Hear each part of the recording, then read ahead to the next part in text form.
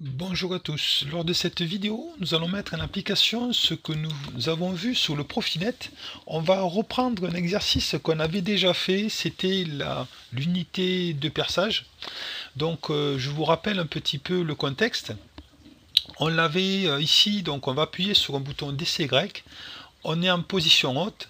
L'unité de perçage va descendre, donc on va aller de position haute à position intermédiaire à une vitesse. On va prendre 1000 tours par minute, comme on avait vu la dernière fois qu'on n'avait pas utilisé le Profinet. On avait utilisé les entrées-sorties de l'automate, qui allaient aux entrées-sorties du variateur d'ailleurs. Et donc on va faire le même principe, même vitesse. On va aller de position intermédiaire à position basse à une vitesse de 300 tours par minute, une petite vitesse, et après on va avoir une temporisation de 1 seconde et on va remonter de la position basse à la position haute à une vitesse de 1300 tours par minute. On garde les mêmes vitesses que la dernière fois. Donc voilà pour le contexte. J'ai mis la source d'où venait ce schéma ici. On va voir le schéma. Alors le schéma, forcément, par rapport aux dernières fois, il est simplifié. On va voir ça. Donc toujours pareil, le power module, il n'a pas changé. On a ici, donc là, on a rien. Sur les entrées-sorties du variateur, forcément, on va passer tout en Profinet. Toutes les informations, démarrage, arrêt de vitesse, tout va passer par le Profinet. Donc, il n'y a pas besoin de câbler quoi que ce soit. Moi, ici, j'ai raccordé le 24 volts, je vous l'ai déjà dit, pour avoir toujours l'alimentation si je coupe électriquement mon variateur de vitesse. La puissance sera coupée, mais par contre ici on aura le Profinet qui pourra fonctionner toujours. Donc ici, j'ai le Profinet qui arrive, bien sûr, le câble Profinet qui vient de mon switch, qui vient de là. Voilà, ici, celui que je vais vous faire voir, il est là, le variateur, il est là. Je arrive du réseau de l'entreprise, je vais vers l'automate, puis je vais vers le variateur, et j'ai mon PC pour faire un diagnostic, pour mettre en ligne. Ça n'a pas changé, on a notre redresseur ici, notre convertisseur alternatif continu, et avec les borniers, ça n'a pas changé par rapport à la dernière fois. Donc notre automate ici, on a quand même nos entrées sous l'automate, il faut avoir les informations. Donc le bouton d'essai grec qu'on aurait pu mettre sur un IHM pour économiser une entrée, si on a un IHM bien sûr. La position haute, position intermédiaire, position basse, je répète, ça vient d'ici, position haute, position intermédiaire, position basse, c'est les capteurs qui sont là sur mon unité de perçage. Ensuite, qu'est-ce que j'ai d'autre? J'ai en sortie de l'automate, j'ai rien du tout. Et voilà, on a fini. Donc tout passe, en résumé, tout passe par le Profinet. Donc on a fait ça, comme la dernière fois, sous forme de graph set que voici. Alors le graph set, il est là. Alors j'ai mis que le graph set point de vue partie commande. Donc on a ici la première étape. Alors on va mettre ça là, que vous comprenez. On va faire en 2 étapes. 2 parties, je veux dire. Voilà. Ici, on a ici, voilà, comme ça. On a ici, la première étape du graph set, on a le variateur en position stop. Alors, j'ai mis 047E. Alors, pourquoi j'ai mis 047E? Je vous invite à voir les précédentes vidéos, j'expliquais ici. Pour le mot de commande, on met 047E. Alors je peux le faire voir quand même ici. Voilà. Donc c'était ici, c'est le STW1. Voilà. Enfin, je vais donc en gros, je vais résumer parce que je ne vais pas expliquer ce que j'ai déjà fait, mais en fait ici on a 0. Là voilà. On a ce bit à 1, ce bit à 1, ce bit à 1, ce bit à 1. Et ça fait 047, ça fait E. 14, ça fait E. Voilà. Donc en fait, nous, on va utiliser 047E en stop. On va utiliser, si je mets ce bit à 1 là, ça va être 04. Donc là, ça fait... je suis trompé. Je mets le bit à 1 là. Le start, ça fait 16. Non, c'est 0, excusez-moi. Donc là, ça fera 15, ça fait F. Alors je vais vite, mais parce qu'on l'a déjà fait, je vous invite à voir les précédentes vidéos. Et après, pour tourner dans l'autre sens, automate toujours en run, et pour tourner dans l'autre sens, on va mettre ici inversion du sens, je vais mettre 1 ici, et ça fait 12, et 12 en hexadécimal, ça fait C. Donc on va utiliser 047F, 047E et 0C7F. Voilà. Donc 0C7F pour tourner dans l'autre sens. On va revenir à notre graph set ici. Voilà. Donc on va mettre ça là. Notre graph set qui est là. Donc automate en stop 047E, on vient de le voir. Automate en run 047F dans un sens. Run, j'ai mis plus, sens plus.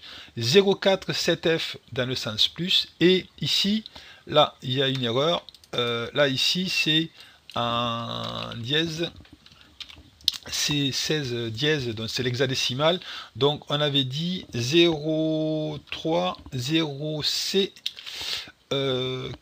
7F. Voilà. Ici, il y a une petite erreur. Ça paraît ici. C'est fait avec le logiciel EditSab qui est gratuit. Et pareil, il y a une playlist là-dessus. J'avais fait des tutos là-dessus. Un bon petit logiciel qui est gratuit, il faut le noter.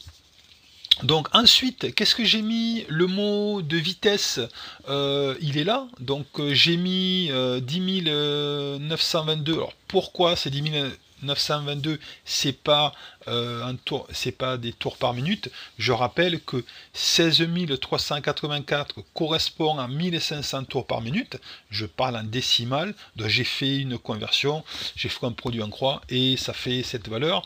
Donc pareil. Pour avoir 300 tours par minute, 3277, et pour avoir 1300, c'est 14200. Voilà, je répète, 16 384 en décimale correspond à 1500 tours par minute. Alors tout ça, je vais vite, mais on l'a déjà vu sur les précédentes vidéos que je vous invite à voir. Voilà pourquoi je vais vite. Donc ça, moi je l'ai programmé sous forme de graph set. Donc sous forme de graph set, on va revenir, on va aller sur TIA Portal. TIA Portal, bon, j'ai tout est déjà paramétré, mon variateur, mon automate, vous êtes habitués. Et je vais regarder mon projet, je vais regarder ici le bloc de programme, je vais regarder mon graph set de production normal. Alors on l'a vu et revu lors des précédentes vidéos, je vais en rajouter une petite couche quand même. Allez, on y va. Je vais expliquer ici ça, qu'est-ce que c'est. Alors comment j'ai traduit mon graph set en ladder. Toujours pareil, première étape, je déclare mes transitions, deuxième étape, mes étapes, puis après je fais les actions. Donc les transitions. Pour que T1,2 soit validé, il faut que j'ai DCY et position haute et X1. X1, je suis un ladder, c'est inconnu pour l'automate. Donc du coup, je vous rappelle, on va utiliser le mot M2. Moi j'ai pris un mot, à peu près n'importe lequel. Je prends le mot MW100. Si le mot MW100 est à 1, je suis à l'étape 1.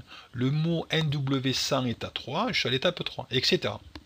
Donc ici, si j'ai MW100 à 1 égale à 1 et DCY et position haute, alors je vais activer le bit T1, 2, etc. Pour la position T2.3, donc il faut que j'ai MW100 à 2, il est ici, et position inter, donc j'active le bit T2.3. Voilà, ainsi de suite. Ça, c'est première étape. Je continue. Deuxième étape, c'est les étapes. Donc, allez, je prends étape 2 au hasard. J'en fais qu'une. Donc, étape 2, quand est-ce que l'étape 2 est activée, va être activée? Mais ça va être quand j'aurai DCY, position haute et X1. Donc, quand j'aurai MW100 à 1 et DCY et position haute, ça tombe très bien, on vient de le faire, c'est T1-2.